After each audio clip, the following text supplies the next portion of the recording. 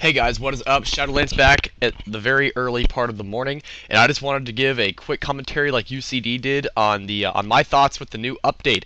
First of all, oh my god, P90 TRSE, I totally called that back in my winter, Christmas time commentary. I totally fucking called that. All these guns that have been getting released, I called that. I told you they were coming back, and they are at higher prices than before. So, I was right as usual. Let's go on to this. Weekly briefing. Junk Flea 2. I am actually stoked about this. It's a bigger Junk Flea. I love Junk Flea for quick scoping, for all that cool stuff. UCD said it looks a little like Greyhammer. I think it looks a little more like Power Surge. And no, I don't mean Power Surge as in the map layout and map design, but the scenery around. If you look up at the sky, it looks like Power Surge. So it's like Junk Flea in a Power Surge like setting. But then it has, I guess if you look at the buildings on the inside, yeah, I guess that does look a little more like Greyhammer. So, I mean, yeah, it's just really cool. I'm stoked about this, and I'm definitely going to be doing a lot of new gameplay on this map once it gets released. Then we have the St. Patrick's Day event, and I am super looking forward to this because I love the AK-103, and the gold has got to be awesome. I've actually never used it, so I am super looking forward to that. And then there's this event where you can get the Barons, the Luck of the Lead Farmer. That's how I was able to do my UMP45 SE review, which will be coming out sometime around this video's release. And then we have the One Day Mania that's been going on, and the Supply X-Ray, which I really don't think is worth it because the only good gun is the UMP45 SE.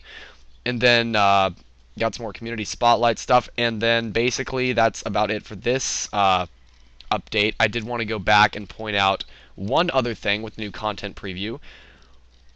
Oh wow, it's actually got a quarantine mode too. I just realized that.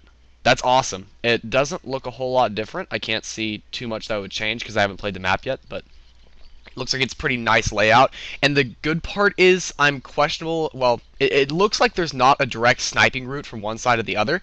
That's a problem with a lot of maps these days, is that there's a direct sniping route. They fixed that with Red Canyon, thank God. You can't snipe from one side of the map to the other. Hallow Ravine had that problem where you could literally, if you stood in the right spot, you could snipe across the map, which was a pain in the ass. I know my voice sounds really weird right now, but apparently there's also Capture the Flag. I can imagine Capture the Flag being great on this map. It's got the little S shape in the middle, and I bet you can crawl under that and stuff. It'd be pretty cool. And then, holy shitballs, that is exactly what everyone's been wanting. No specialist arm setting. Finally! Clan Wars won't suck anymore. Clan Wars will start working again. And I say this as a clan leader.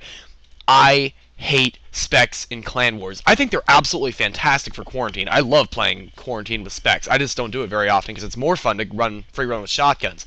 But it's still tons of fun, and they're great for Cabin Fever and Fire Team.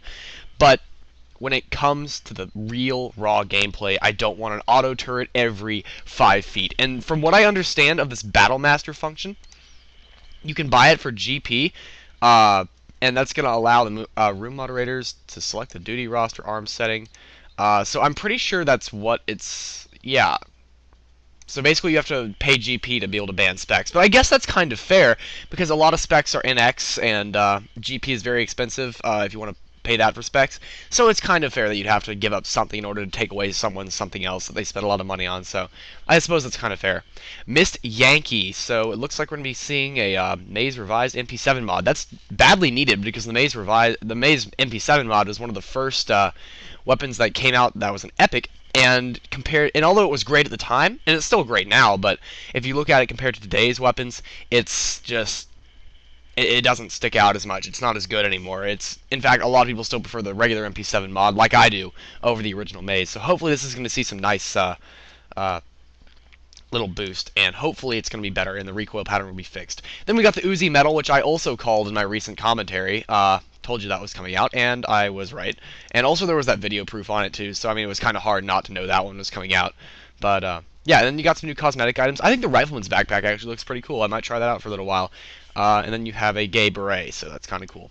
Anyway, hope you guys enjoyed watching this, and I hope I was able to be informative for those of you who never checked the fucking website. And I will see you guys in the next video. Shadowlands out.